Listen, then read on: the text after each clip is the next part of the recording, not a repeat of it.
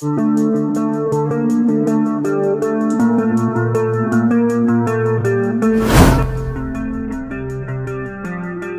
lama ini ada kabar baik dari kepolisian dengan menetapkan bahwa ada beberapa saksi yang sudah diperiksa dan akan dikembangkan menjadi terduga eksekutor ibu dan anak di Subang.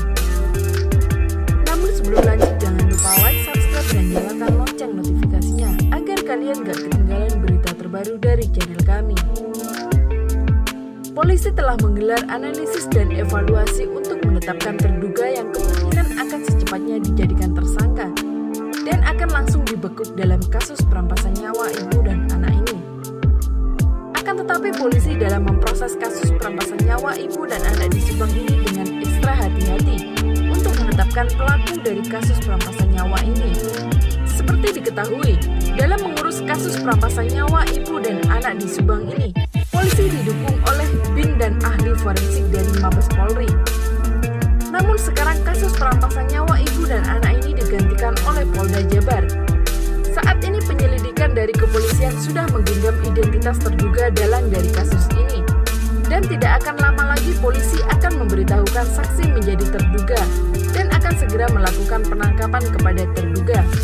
Berita ini kami dapat dari penerangan Kabid Humas Polda Jabar Kombes Pol RD Asaniago, bahwa saksi yang sudah diperiksa dalam kasus perampasan nyawa di Subang yang akan dijadikan tersangka.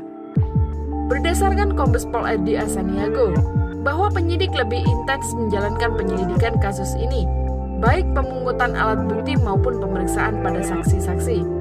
Dari penyelidikan yang dilakukan sementara ini menyebut calon terduga meruncing pada beberapa saksi yang bisa saja akan dijadikan tersangka. Jadi sudah kami tegaskan beberapa waktu lalu juga, memang tidak ada kendala, hanya lebih diutamakan kehati-hatian dan mengedepankan hak asasi manusia, ucapnya. RD pun sudah percaya diri bahwa dalam waktu dekat ini akan memberitahukan siapa yang menjadi terduga. Sebagai bentuk respon bahwa penyidik tidak mengalami kesulitan dalam penelitian kasus ini. Kepada wartawan di Sumedang, RD Asaniago menegaskan bahwa kasus perampasan nyawa di Subang diambil oleh Polda untuk lebih mempermudah penyelidikan dan dinilai lebih berhak menyampaikannya usai kasus ini digantikan oleh Polda Jabar mulai Senin 15 November 2021 lalu atau bersamaan dengan kewajiban pertama Kapolda Jabar yang baru, Irjen Pol Suntana. Sehingga barang bukti yang didapat dan isyarat kasus perampasan nyawa ibu dan anak di Subang tersebut dapat dipautkan dengan peralatan digital yang ada di Polda. Selain itu, dalam menangani perkara ini juga dimaksudkan agar lebih jeli sehingga hasilnya menjadi lebih baik.